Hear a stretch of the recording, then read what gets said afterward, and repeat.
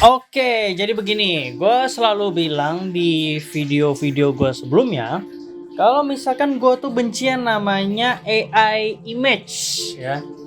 Jadi dalam pembahasan Ele Romulus, dalam pembahasan film, the game, dan juga apapun di channel ini, gue bakalan seminimal mungkin, bahkan sampai setidak mungkin untuk tidak menggunakan AI image dan juga AI video. Jadi semua yang kalian lihat di layar itu adalah original art atau scene dari filmnya atau dari konsep art filmnya. Pokoknya semua bersifat official, ya.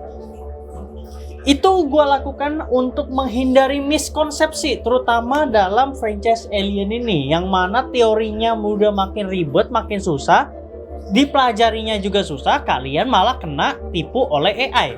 Nah, kali ini yang bakal gue bahas, ini bakalan sulit dipercaya, jujur aja. Awalnya gue juga rada skeptis, karena gue nemu ini dari Google. Nah, Google itu kan, kan, lu mau taruh apa aja di situ kan bebas tuh. Tapi ternyata pas gue cek lagi, damn, this is true, ini bener. Nah, inilah konsep awal dari Offspring. Jadi, Offspring yang kita lihat di Ele Romulus itu merupakan hasil final, ya, yang memang sudah disetujui oleh direkturnya dan juga para kru-kru di belakang layarnya yang mau ditampilkan ya se-creepy itu. Tapi sebenarnya di konsep artnya untuk karakter Offspring ini jauh lebih creepy, jauh lebih awful, jauh lebih terrifying. Gue bakal langsung tampilin gambarnya. Ya, memang kelihatan ini seperti AI image, seperti gambar 2D yang dibuat oleh AI. Tapi ini beneran, dan ini dipost di Instagram San Vecino. Dan ini memang adalah konsep awal untuk Offspring yang akhirnya dibatalkan. Lebih tepatnya beberapa unsurnya aja dipakai, sisanya itu ditinggalkan. Misalkan kalau kalian lihat di sini untuk bagian punggung itu memang belum berkembang ya. Jadi yang versi final ini kita tidak mendapatkan punggung full sinomorph seperti ini, dan juga kita tidak mendapatkan rambut. Dan untuk masalah wajahnya ini kan lebih monstrosity ya di konsep art ini. Sedangkan di versi final itu memang wajahnya lebih mirip ke engineer. Sekali lagi, memang untuk karakter Offspring ini dibuat sebagai penghubung, ya, penghubung atau sebagai konfirmasi dari kanonisasi dari Alien prequel ke seri Alien yang utama. Jadi dari Prometheus, Alien Covenant, canon ke Alien 1979. Sebenarnya kan Ele Romulus kan tugasnya seperti itu kan. Bahkan di material promosi sekaligus di filmnya juga banyak banget yang mereference ke arah sana.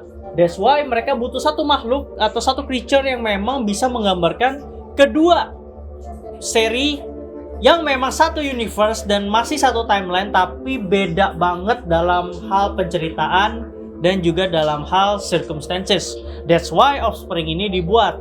Tapi konsep art ini memang sangat-sangat horrifying ya, sangat-sangat di luar nalar. Karena kenapa? Kita bakal melihat di sini memang lebih ke arah sinomorph dominannya, plus unsur dari engineer-nya beneran gak ada sama sekali. Jadi ini full monstrosity yang memang orang bakal mikirnya ya ini adalah another newborn.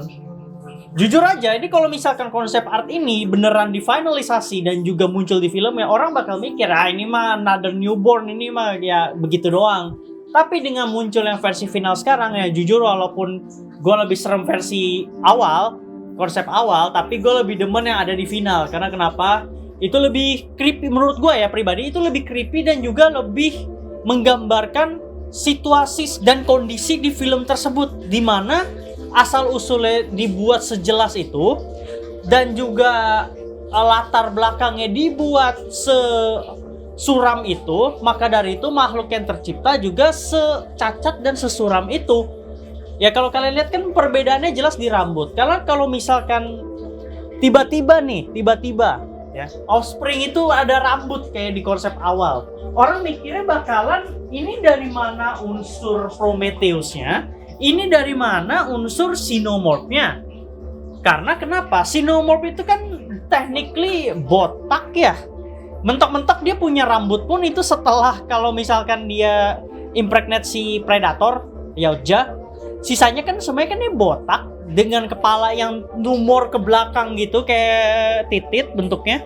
Nah, sedangkan Engineer kan juga botak. Masa kita bisa assume ya udah kalau begitu rambutnya dari manusia, yaitu kalau dari Kane, dari LS1979 dan juga dari si Kay, dari L. Romulus. Karena kan dua orang itu kan yang memang memegang peranan penting kan. Sekaligus dengan Bjorn lah kalau misalkan pengen dihitung juga. Jadi ada 3 gen manusia tuh hitungannya.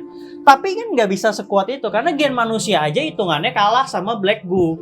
Apalagi kalau ini dibilangnya Compound Z01 itu merupakan api Prometheus.